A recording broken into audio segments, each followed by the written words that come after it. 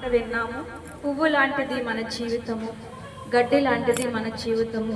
మరి మన చెట్లు మనం పరిశీలన చేస్తూ ఉంటే మరి ఉదయం పూసిన పువ్వులు సాయంత్రం లోపల అవి ఏదో ఒక టైంలో వాడిపోయి రాలిపోతూ ఉంటాయి. అలాగే గడ్డిని మనం చూసుకున్నట్లయితే మరి గడ్డి కూడా ఎంతో విస్తారంగా పండినప్పటికీ అది సూర్యరశ్మి తాకగానే ఆ గడ్డంతా కూడా మాడిపోయి అణిచివేయబడతాయి. మరి మన జీవితం ఎటువంటిదంటే పువ్వు లాంటిది, గడ్డి లాంటిది. ఈరోజు ఎలాగున్నాం, రేపు ఎలాగుంటాం మనకు తెలీదు. అందుకే ఇంతలో కనపడి అంతలో మాయమైపోయే ఆవిరి లాంటి బ్రతుకులు. ఎవరు కూడా శాశ్వతంగా ఈ భూమి మీద మనం ఎవరు కూడా జీవించలేము. ప్రతి వారికి కూడా మరణం అనేది ఉంది. మరణం తప్పించుకొనుట ఏ ఒక్కరి వశములోని కూడా లేదు. మనం ఎంత డైట్ చేసినా, ఎంత మంచి ఆహారం తీసుకున్నా, ఎన్ని ఫ్రూట్స్ తీసుకున్నా, ఎన్ని కాయగూరలు తిన్నా, ఎన్ని ఆకుకూరలు తిన్నా, మరి ఎన్ని రకాలుగా మనం ఇప్పుడు రకరకాలుగా యోగాలు వచ్చేసినాయి.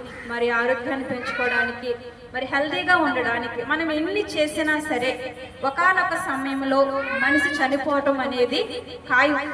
ఇది మనందరికీ తెలిసిన సత్యమే. నేనేమి మీకు ఎవరికి తెలియని సత్యాన్ని చెప్పట్లేదు, కానీ మనందరికీ తెలిసిన సత్యం ఏంటంటే ఈరోజు కాకపోయినా రేపు కాకపోయినా ఏదో ఒక సమయంలో మనము చనిపోతాం. ముందు వెళ్ళిన వారు ముందు వెళ్తారు, వెనకాల వెళ్ళిన వారు వెనకాల వెళ్తారు. మరి బస్ స్టేషన్లో మనం నుంచున్నప్పుడు చూడండి, మన అప్పటిదాకా నుంచుంటాం. మన బస్సు రాగానే మనం వెంటనే బస్సు ఎక్కేసి వెళ్ళిపోతాం. ఎవరు బస్సు వచ్చినప్పుడు వాళ్ళు ఎక్కేసి వెళ్ళిపోతూ ఉంటారు. కాబట్టి మరణం అనేది మానవుడికి ఖచ్చితంగా తప్పించుకోలేంది. ఏ స్థలంలో అయినా సరే అది మనల్ని కలుసుకుంటే ఉంటుంది. ఈ మధ్యకాలంలో ఎలా కలుసుకుంటే మనం అనుకోవచ్చు, చాలా మంది మధ్యకాలంలో మనం చూస్తూ ఉంటే ఎక్కువ బస్సు యాక్సిడెంట్లు, ట్రైన్ యాక్సిడెంట్లు, విమానాలు కూలిపోవటం, ఇలాగా ఏదో ఒక రూపంలో మరణం మనల్ని కలుసుకుంటూనే ఉంటుంది. అందుకే పుట్టిన వారు గిట్టక తప్పదు అంటారు. అటు పుట్టిన ప్రతి ఒక్కరూ కూడా చనిపోవలసిందే. మరి చనిపోయిన తర్వాత ఈ ఆత్మ ఎక్కడికి వెళతాది అనే ఒక చిన్న ఆలోచన మనము ఈ భూమి మీద ఉండగానే మనం చేసుకోవాలి. శరీరం మట్టిలో కలిసిపోతుంది, మరి ఆత్మ ఎక్కడికి వెళుతుంది? ఈ భూమి మీద మనం ఎన్నో పనులు చేస్తాం.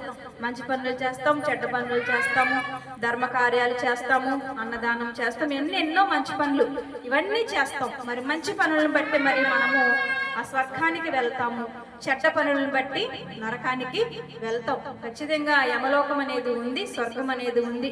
మన పితరులు మనకు చెప్తారు, అరే మంచి చేసుకుంటే స్వర్గానికి వెళ్తావు, చెడు చేసుకుని నరకానికి పోతావు అని. నిజమే, పెద్దవాళ్ళు చెప్పింది అక్షరాల సత్యము.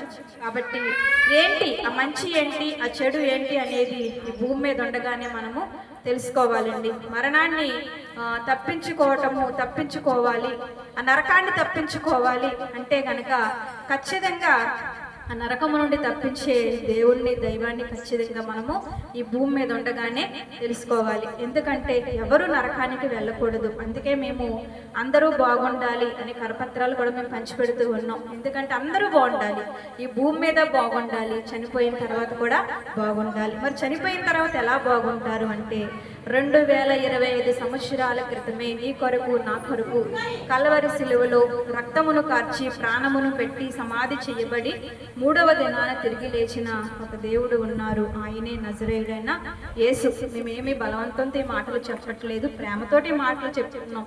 మీకు ఇష్టమైతే అంగీకరించండి, లేకపోయినా ఏమీ పర్వాలేదు. ఒక మాట చెప్పడానికి మాత్రము వచ్చాము. ఎందుకంటే రక్త ప్రోక్షణం ఆవశ్యకము.